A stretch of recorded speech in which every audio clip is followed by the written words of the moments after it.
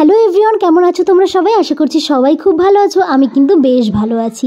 বাড়িতে আসার পরে সেভাবে তো ভিডিও পোস্ট করা হয়েই উঠছে না, তাই ভাবলাম আজকে তোমাদের সঙ্গে সারাদিন কি করলাম সেটাই শেয়ার করি। আজকে তো রবিবার, সকালে উঠেই দাদা বৌদির বিরিয়ানি দিয়েই ব্রেকফাস্টটা করে নিলাম। আগের দিন বোন ব্যারাকপুর গিয়েছিল, আমি যেহেতু আছি তাই আমার জন্য দাদা বৌদির বিরিয়ানি এনেছিল। ওর যেহেতু রাত্রে আসতে অনেকটাই লেট হয়ে গিয়েছিল তাই আর আমার খাওয়া হয়নি, তাই সকালে খেয়ে নিলাম। আর আজকে মা আমার প্রিয় কচু শাক বানিয়েছিল। কচু শাক তোমাদের কার কার প্রিয় জানাতে ভুলো না।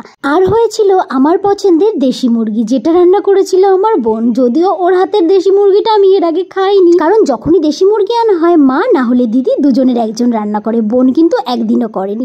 আজকে দেখলাম ওর রান্নাটা বেশ ভালো হয়েছে। আমি যেহেতু আসার সময় তাড়াহুড়ো করে চলে এসেছি, জিন্সের উপর পরার জন্য একটা মাত্র টি শার্ট এনেছি, তাই আমি দিদি আর জিজু তিনজনে মিলে সোজা চলে এসেছি আমাদের হাবড়ার বিশাল মেগা মার্টে।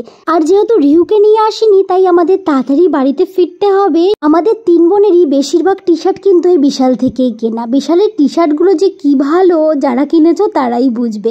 রেগুলার ইউজ করার জন্যও ভালো, আর এমনি টুকটাক এদিক ওদিক যাওয়ার জন্যও ভালো। কিন্তু এখানকার একটা জিনিস খারাপ লাগে যে কুর্তি আর ড্রেস বলো যেটাই দেখতে যাই আমাদের সাইজে একটাও হয়। দুটো টপ, একটা টি শার্ট আর একটা কুর্তির ট্রায়াল দিয়ে দেখলাম, যদিও এর মধ্যে একটাও আমার কেনা হয়নি। কি কিনেছি সেটা নেক্সট ব্লগেই তোমরা দেখতে পারবে। তারপর আমরা সোজা চলে এসেছি কিডস সেকশনে। কিডস সেকশনের ড্রেসগুলো কিন্তু বেশ দারুণ, নর্মাল এদিক ওদিক পরে যাওয়ার জন্য আর বাড়িতেও পরার জন্য। আমরা একটু মেন সেকশনে ঘোরাঘুরি করছিলাম, তারপর জিজু ওখান থেকে একটা বিয়ের শ্যাম্পু নিল। শ্যাম্পুটা খুবই ভালো। তারপর আমরা সোজা চলে এলাম বাড়ি। আর এই গরমের মধ্যে আখের রস বা লস্যি খাওয়া কিন্তু খুবই ভালো, তাই আমরা তিনজনে 3 গ্লাস আখের রসই খেয়ে নিলাম।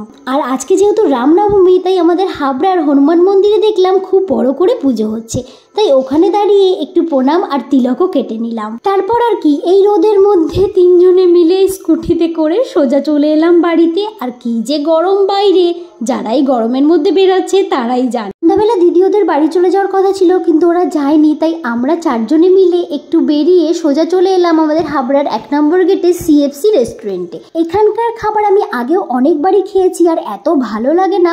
খুবই রিজনেবল প্রাইসে ভালো কোয়ালিটির খাবার কিন্তু এখানে পাওয়া যায়। আমরা নিয়েছিলাম চিকেন পপকর্ন আর সঙ্গে ছিল কোল্ড ড্রিঙ্কস। তোমরা যারা হাবড়ার কাছাকাছি থাকো আর তারা একবার হলেও কিন্তু এখানে ট্রাই করতে পারো, বেশ ভালো খেতে। শুধু যে আমরা খাবো সেটা কি করে হয়, তাই রিহুর জন্য একটু ফ্রুটি নিয়ে এসেছিলাম। ও তো অল্প একটু ফ্রুটি খেয়েছে, আর চিকেন পকোড়াটা তো দেখে বারবার বলছিল যে খাবে খাবে, তাই আমরা একটু দিলাম। যদিও খেতে পারিনি, একটু ধরেছে আর বলছে গরম গরম।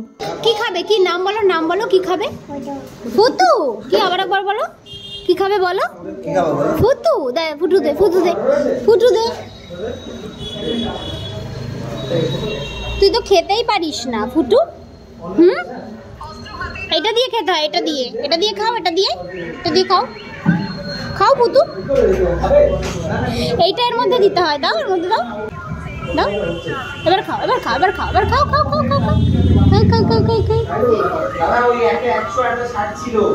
আর জিজু অর্ডার করেছিল পেরি পেরি ফ্রেঞ্চ ফ্রাইস। রেস্টুরেন্টে গিয়ে কে আলু ভাজা খায় বলো তো? আমি না, সত্যি কথা বলতে কোনোদিন আজও পর্যন্ত আমার একবারও কিন্তু ফ্রেঞ্চ ফ্রাইস খাওয়ার ইচ্ছা হয়ওনি আর মনে আসেওনি। যাই হোক, জিজুর যেহেতু ইচ্ছা করছিল তাই আমরা অর্ডার করেছিলাম। ইজলপুকুরেই দেখলাম অনেক নতুন নতুন দোকান হয়েছে। একটা ছোট্ট দোকানের থেকে চিকেন পকোড়া মা বলেছিল এখানে খুব ভালো খেতে, তো মায়ের জন্য এখান থেকেই চিকেন পকোড়া নিয়ে নিলাম, কারণ আমার মা সব দোকানের কিন্তু চিকেন পকোড়া বা চিকেনের কোনো জিনিস খেতে পারে না। আস্তে আস্তে দেখলাম সকালে যেখানে পুজো হয়েছিল হনুমান মন্দিরে, ওখানে ভোগ দিচ্ছে, তাই আমরা ওখান থেকে ভোগ নিয়ে নিলাম। তারপর সোজা চলে এলাম বাড়িতে। ভিডিওটা কেমন লাগলো জানাতে একদমই ভুলো না। দেখা হচ্ছে নেক্সট ব্লগে।